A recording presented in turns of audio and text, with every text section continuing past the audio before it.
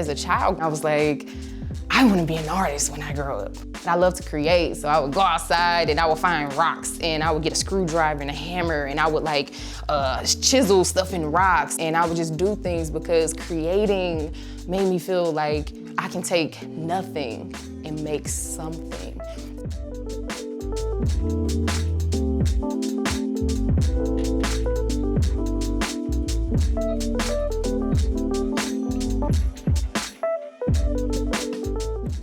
I am Ashley Nora, and I am a visual artist, sculptor, muralist, inspirational speaker, motivator, and I'm originally from a really small town called Laurel, Mississippi, and I've been here since I was 17 years old in Indianapolis, Indiana. I do love this on the outside. Yeah, it's amazing. I love this space. Well, yeah, so tell me, Ashley, now that we're in here at the P30, which this whole complex is amazing. Like, what an opportunity. Oh my gosh, when I walked in the doors, I was flabbergasted. This is my sacred space to work. I knew that I wanted a space where I can remind myself of how far I've come. I had this wall dedicated, especially in a space that I'm working and I might have a creative block. Ashley, look what you've done.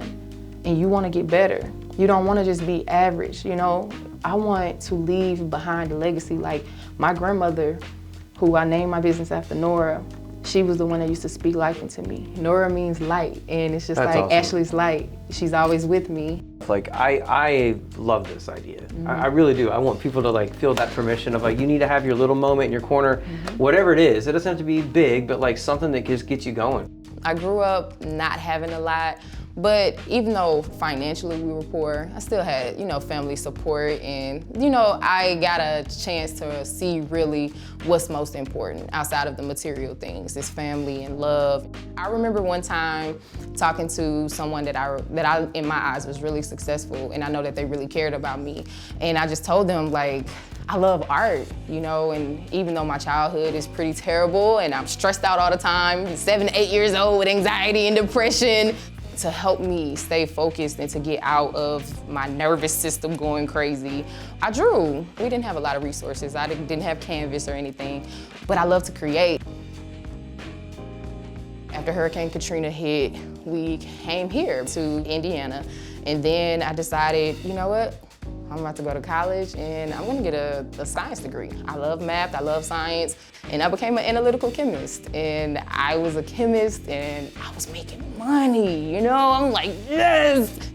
In my whole life, I was made to believe that once you work so hard for all these years and your mind is on this money and you have the material things that you need, you're gonna be happy. I wasn't happy. I had all the things that they said that I would do, but inside of me, I remember the only thing that made me happy was turning nothing into something. And yes, I turned my situation of nothingness into something, but it wasn't the something that I wanted. So I made a decision. What's more important? Ashley, is it the money or is it your happiness? Is it your peace? I quit my job. Almost 4 years later, I've never went back, never had to. And now I have happiness, I have peace, and I'm not a struggling artist. Tell me about this one. This seems significant. This is right here, this means so much. This is called The Phoenix and the Rose. And me doing this, it made me, I cried painting this picture, but it made me see myself in such a different light. Now, I've always painted other people.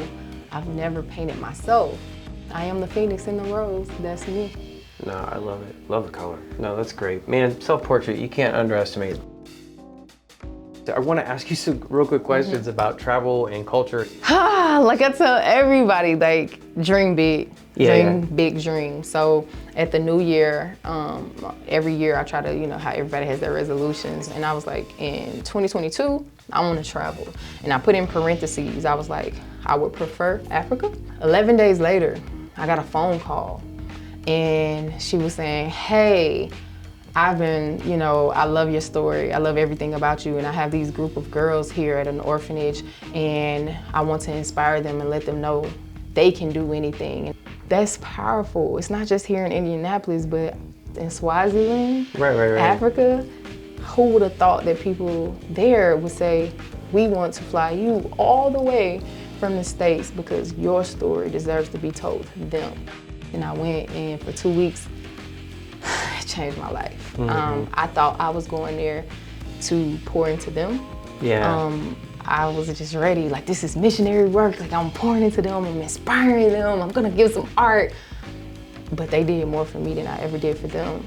He said, no matter what my ancestry came back as, that I am Swazi. This was something that means so much to me, and I'm gonna cherish it for the rest of my life because they changed the trajectory of my art. Yeah, 100%. The way I feel, the way that I see. Tell me, you've got 3 very powerful pieces, one of which kind of reminds me of when I first saw your work. Tell me about this work and then kind of walk me through some of the pieces you've got coming along here. Okay, definitely. Because of my recent travels to Africa, when I went there for the first time in my life, I felt what it felt like to not be the minority. And I saw all of these beautiful just people. They weren't the richest, they weren't the poorest, but they were just people living with joy and laughter, dancing and singing, surrounded by family. And I saw this beautiful like blue hue just radiating off of them. I really want to paint realistically, but in blue hues. So with this particular painting, like you said, you're used to my gold leaf because I love some gold leaf, but this painting is actually called Eve's Gene. And these are supposed to be fraternal brothers.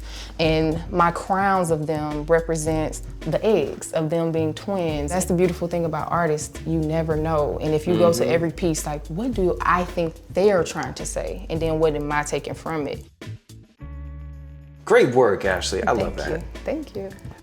Moving along here, this is super powerful, and I'm gonna guess there's some sort of travel influence to this. It is. Which I love. So, okay, because this is a work in progress, This is right? a work in progress. This piece is called White Butterfly.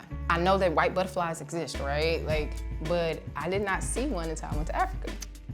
Talking to my host, I went to their house and I was just like, you saw a white butterfly? I was like, yeah. The white butterflies are so rare, but they're attracted to light. And they were like, that's why we named you Nubole, because you are light. And even the insects and even the living things, they gravitate towards light because they need it to live. It's a source, it's a healer. And as he's transforming into his form, this is what I want to talk about in this piece. How powerful, how no matter, like, you just see the physical form of somebody, but they're attracted to the soul. This piece, I wanted you to be attracted to show people and change their thinking subconsciously. Stop thinking about what someone looks like.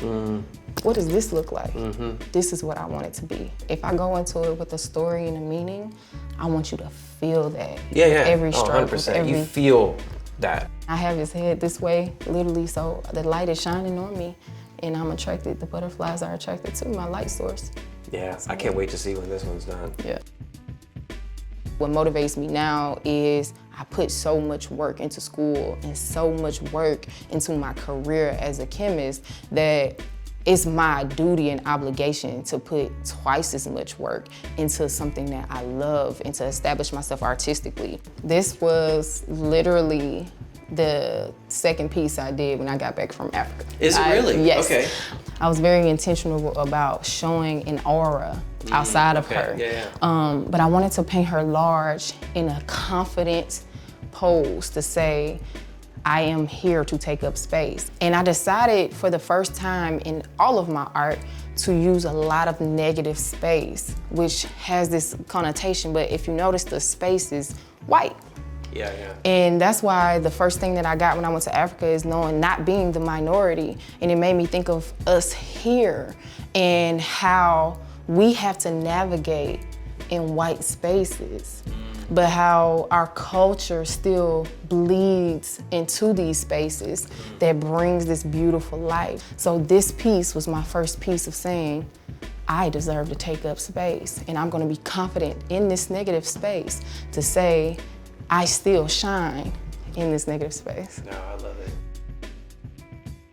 I have not created my best piece of work yet.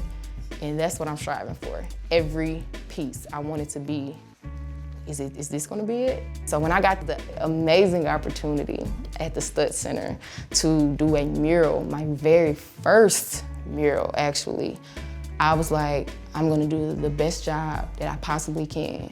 So Ashley, tell me about this mural. First time I saw it, it did stop me in my tracks. One, because it's beautifully painted in color, but it's also 3D, which is crazy. But tell me about what got you doing this work and the subject matter. I mean, I want to understand better. And I was like, you know, what if we celebrate Indianapolis's culture, this culture, our culture, and the people in it who are doing great things, but not just those who are famous and out there. They deserve to be there because they put in work, they're legends. But what about the ones that are doing legendary works, but the world doesn't know who they are?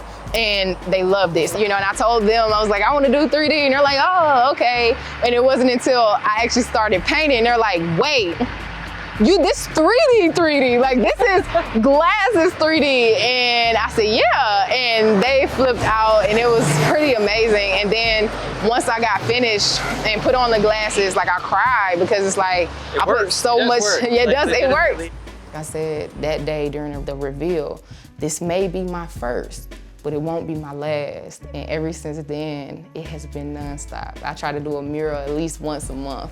So you're using that 3D technique now on a lot of different work? On all of my murals. On the murals, okay, On all of my murals, because I noticed the attention that it grabs and how vibrant the colors. So it's my thing. And you know, like I don't like to be put in a box, but in my murals, you're gonna see. I like this box. Yes, I love this box. And this is where I wanna stay. You are allowing other people to be seen. That is a powerful, powerful way to think about yourself as a creative, which you're doing it. Thank you. You just gotta keep doing it. I'm not stopping. No, I'm just getting started. It's amazing. I wanna change the world, and I'm crazy enough to believe that I can. I really do.